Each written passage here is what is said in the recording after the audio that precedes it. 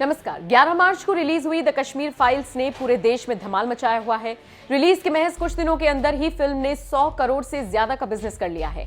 कभी स्क्रीन्स के लिए तरस रही द कश्मीर फाइल्स को अब धड़ाधड़ स्क्रीन्स मिल रही हैं। हालात अब ऐसे हो गए हैं कि दर्शकों को टिकट नहीं मिल पा रही हैं क्योंकि सारे शोज हाउसफुल जा रहे हैं। एक तरफ कश्मीरी पंडितों पर आधारित इस फिल्म ने हर किसी की आंखें नम की हैं और लोगों के बीच उस सच्चाई को पहुंचाया है जिससे वो अनजान थे, तो वहीं दूसरी तरफ उसी कश्मीर के एक गांव की मुस्लिम महिलाओं ने ऐसा कारनामा कर दिखाया जिसकी हर तरफ चर्चा हो रही है। जी हां, आज हम आपको एक ऐसी ही खबर दिखाने और बताने जा रहे हैं जो आपका सीना गर्व से चौड़ा कर देगी। वहीं भारत के दुश्मनों का सीना जल उठेगा। दरअसल कभी आतंक का गढ़ माने जाने वाले कश्मीर में अब बहुत कुछ बदल चुका है। इस बात को नजरअंदाज नहीं किया जा सकता।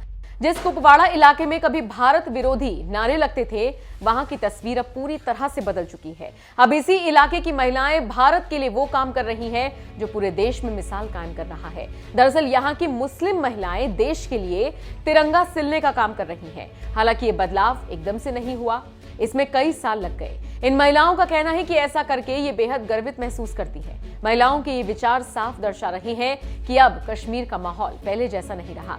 मुस्लिम महिलाओं की ये सोच हर उस विरोधी के मुंह पर करारा तमाचा है जो कश्मीर को भारत का हिस्सा मानते ही नहीं है। न सिर्फ इस गांव की मुस्लिम महिलाएं बल्कि अब तो कश्मीर के तमाम लोग कहने लगे हैं कि उनको और उनके साथियों को गुमराह किया गया, लेकिन अब वो सही रास्ते पर आ गई हैं।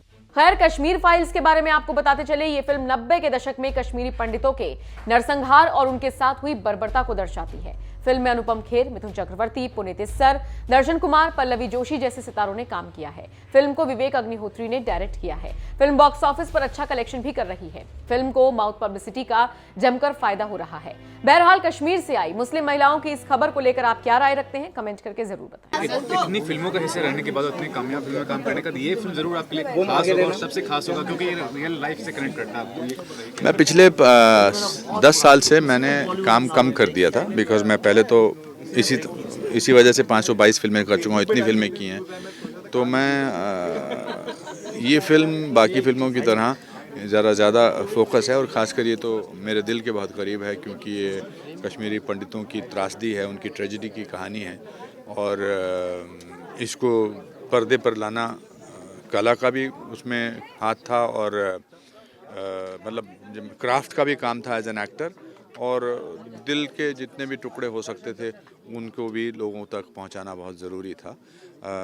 ये इस ट्रेजेडी का जो 400,000 लोगों को या 4 लाख 5 लाख लोगों को 19 जनवरी 1990 को अपने घरों से निकलना पड़ा और पिछले 32 साल से उनको कोई न्याय नहीं मिला है, तो कभी कभी उस ट्रेजेडी को देखकर पर्दे पर एक थोड़ा सा मरहम का काम होता है। वो जो उनके साथ हुआ वो तो वापस नहीं आ सकता। जिनके अपने लोग चले गए, जिन औरतों का रेप हुआ, जिन लोगों का मर्डर हुआ या जिनको घर से निकाल दिया गया, वो तो वापस नहीं आ सकता है, लेकिन उनकी ट्रेजेडी जो है वो लोगों तक पहुंचेगी। इससे थोड़ा सा लगता है कि चलो हमारे साथ कोई हमदर्दी दिखाने वाला होगा। फिल्म के जो निर्देशक है हमेशा कुछ अलग करने की कोशिश करते हैं। पहले भी जो फिल्म बनाई थी वो भी अलग थी, ये भी अलग है। क्या कहना चाहेंगे, कितना बड़ा एक रिस्क फैक्टर इन्वॉल्व होता है जब कुछ अलग करने? मुझे विवेक की फिल्म ताशकंद फाइल्स बहुत अच्छी लगी थी। बुद्धा इन ट्रैफिक जैम में मैंने खुद भी काम किया था। कभी कभी अपनी कॉलिंग मिल जाती है, आपको लगता है कि अब ये मैं बनाना चाहता हूँ, ये मुद्दे से जुड़ी हुई फिल्में मैं उनमें काम करना, उन पर पिक्चर बनाना चाहता हूँ। I think Vivek Ranjan Agnihotri has got his calling, he has found his niche, he's found his truth, and that's very very very powerful. Sir, अगर आपके कैरेक्टर की बात की जाए, सबसे ज़्यादा डिफिकल्ट पार्ट क्या कुछ रहा आपके लिए, ये जानना चाहिए। You see, just because आप कैरेक्टर की भावनाओं को महसूस कर सकते हैं पर उसको उसी हिसाब से दर्शाना बहुत मुश्किल होता है, क्योंकि जो महसूस किया हो उसका दर्द तो एक इंडिविजुअल को महसूस होता है, लेकिन वो करोड़ों लोगों को कैसे महसूस होगा उसके लिए कला की ज़रूरत पड़ती है। तो इसमें दोनों को, जो कैरेक्टर का नाम है पुष्कर नाथ है, जो मेरे फादर का भी नाम था, दोनों को जोड़कर लोगों तक पहुंचाना और अपने दर्द को छुपा के रखना, वो बड़ा मुश्किल था। बट काम मुश्किल ना हो तो उसको करने का फ़ायदा क्या अगर ना हुआ तो। सर, आपसे और एक बात जानना चाहूँगी, जिस तरह से आपने ये कश्मीर फाइल में पूरी ये जो मतलब रिसर्च किया है, आपने सारी सच्चाई को आपने दर्शाने की कोशिश की है, जानना ये चाहूँगी कि कहाँ पे आपको लगता है कि सबसे ज़्यादा फॉल्ट यहाँ पे है, इसलिए ये घटना हुई, किसकी फॉल्ट लगती है? कभी कभी सच्चाई को दिखाने में एज इट इज़ उसमें किसका फॉल्ट रहा, किसकी परेशानी थी, वो लोगों को डिसाइड करना चाहिए। हम तो कहानी के पात्र हैं और हमने कहानी को दिखा दिया। पूरी दुनिया जानती है कि इसके किसके terrorism is the biggest enemy of human beings, of human kind, of world today. और यही टेररिज्म का ये जो थे ये शिकार हुए ये कश्मीरी पंडित। एक वरना कश्मीर जो है वो उसका कश्यप, ऋषि कश्यप के नाम से उस पर रखा गया है और धीरे धीरे करके सब लोग वहाँ से निकाल दिए गए हैं। तो आई थिंक टेररिज्म ने हर किस्म के इंसान को, हर किस्म के धर्म को नुकसान पहुँचाया है, न केवल पंडितों को, ब्राह्मणों को या हिंदुओं को, पर उसमें मुसलमान को भी काफ़ी टेररिज्म के शिकार हुए हैं, काफ़ी उनकी भी जानें गई हैं। सरदारों को अभी भी कश्मीर में कितने लोगों ने मुसलमानों को ही मारा है, कितने सरदारों की रिसेंटली हत्या की गई है। तो biggest enemy of today's world is terrorism. नमस्कार। Thank you. सबसे पहले मैं आपको बताना चाहूँगी आपका अभी हमने 20 मिनट का दिल को छू जाने वाली लगी और जिस तरह की ये स्टोरी है, जिस तरह से ये हमारी हिस्ट्री में हुआ, द कश्मीर फाइल आप लेकर आ रहे हैं, सबसे पहले क्या ऑडियंस को बोलना चाहेंगे? मैं सिर्फ अपने दर्शकों से यही कहना चाहूँगा कि ये यथार्थ है, बहुत ही सत्य है और ये जो कड़वा सच है ये लोगों तक ज़रूर पहुँचना चाहिए।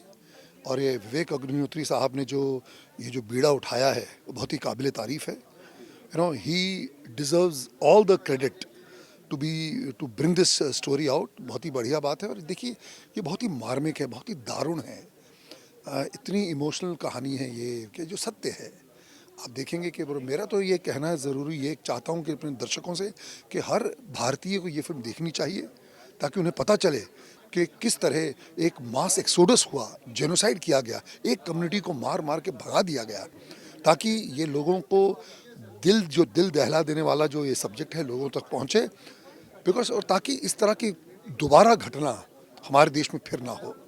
यही रीज़न है कि हम सब इस कॉज से जुड़े हैं और हमने ये विवेक साहब ने ये फिल्म बनाई है, बहुत ही काबिल तारीफ, बहुत ही बढ़िया फिल्म बनाई है। जिस तरह से आपने कहा कि ये कड़वा सच है, सो कहाँ आपको लगता है किसकी गलती है, क्या कुछ फॉल्ट है जिस तरह से ये स्टोरी बन गई? देखिए आप जब फिल्म देखेंगे आप रियलाइज़ करेंगे कि किसने, देखिए जो जेनोसाइड हुआ, जो मास एक्सोडस, जो आप देखेंगे जो एक कम्युनिटी को जो प्रोसिक्यूट किया गया, ये पहली बार नहीं हुआ है। ज्यूस के साथ हुआ हमारे देश में। आप देखिए पार्टीशन से पहले, बिकॉज मेरे जो पिताजी थे, मेरे जो दादाजी थे वो रावलपिंडी के थे, सियालकोट के थे, पेशावर के थे, तो किस तरह वे रातों रात उनको एक भी देश आज़ाद हुआ, पार्टीशन हुआ तो उन्हें पाकिस्तान छोड़कर, जो हमारा जो हिंदुस्तान था वो वेस्टर्न पंजाब था, उसे छोड़ के आना पड़ा।